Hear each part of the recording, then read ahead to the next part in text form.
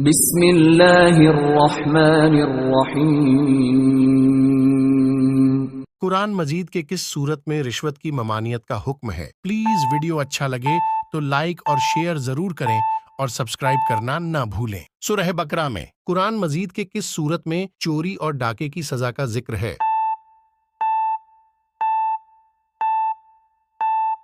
سورہ مائدہ میں قرآن مجید کے کس صورت میں طعنے دینا اور چغلی کرنے کے ممانعت کا ذکر ہے؟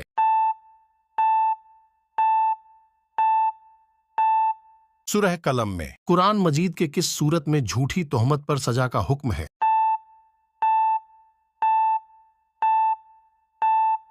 سورہ نور میں قرآن مجید کے کس صورت میں بدگمانی اور غیبت سے بچنے کا حکم ہے؟